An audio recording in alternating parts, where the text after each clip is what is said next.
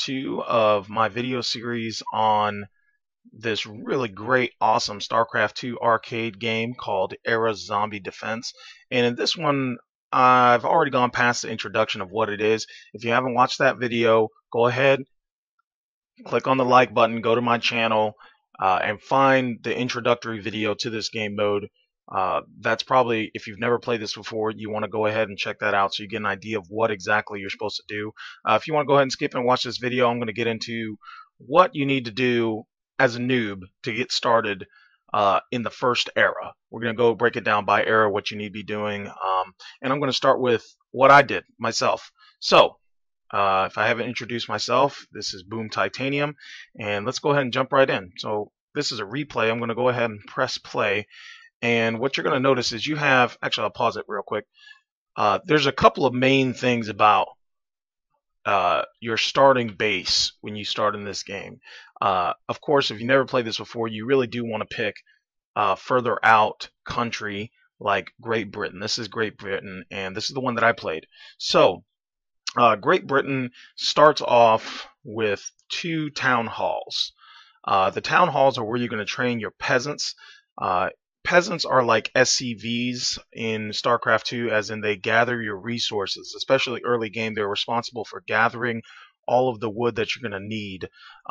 So let's talk about that real quick. Income, resources, how do you get them? Okay, so first off, you have your wood and your gold. Your wood and your gold are likened to your Vespine gas and your, your just like your normal resources when you're playing the regular StarCraft 2. If for those of you that have played like Warcraft 2, it's very similar to that. You need wood and gold to train troops, to build new buildings, and to do just about anything that you need to do, research, upgrades, so on and so forth. This is your supply.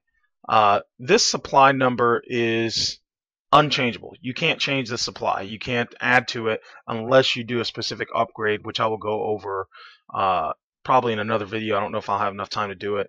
But that's what this is all about. You're going to need wood and you're going to need gold. So how do you get it? Well, for one, a lot of people look at this. What is this income? Well, this is a 1-minute timer that every 1 minute that passes by in the game, you get an income cycle. And your income cycle is going to happen every minute. And the amount of income you get is determined by how many of these markets that you have and how many of these lumber mills that you have. The markets and the lumber mills are upgradable, but basically what you want to do is when you first start off, you want to put your peasants to work. So I'm going to go ahead and hit the play button so you can see what I do. I'll fast forward a bit. This is one of my newbier games. I was kind of doing other stuff at the same time. But if you look, I start off by building peasants and putting them to work chopping down the trees. That's what you want to do. You want to put them to work chopping down the trees as best as you can to clear up some land area in your base here. All right, as they chop down the trees, they're going to run back and forth to your town hall and to a lumber mill. If the tree that they're chopping down is closer to a lumber mill, as you can see right here in the corner, the peasants will run to the lumber mill as opposed to the town hall. Either way, it doesn't matter. You don't get more wood for one or the other.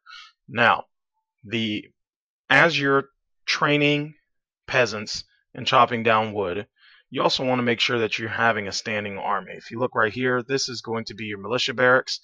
The best troop for you to train in this game is probably going to be, in the beginning, is probably going to be the longbow ranger or the archer or whatever that they have.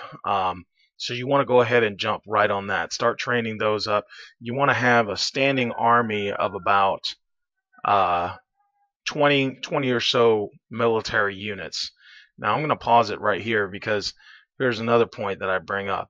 While you're doing that, you want to go into your upgrades. I'm going to do another video on upgrades, but real quick, when you start, you immediately want to start upgrading your peasants because the faster they can chop the wood down, the more wood that you would get, and the faster you'll be able to progress into building the stronger units and having a better economy.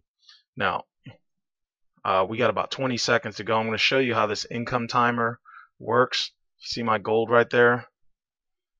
Now, It's slowly raising up because I'm killing zombies, but as soon as that income timer reaches 0, I get a nice little boost there based on how many of these markets that I have, what level they're upgraded to, as well as how many capitals that I actually have control of. And right now I have 2, so you don't get very much income for that. So it's very important to build more of these markets here. So that's how you start off. You want to start off by chopping wood, creating as many peasants as you can, get a standing army of about 20 archer units.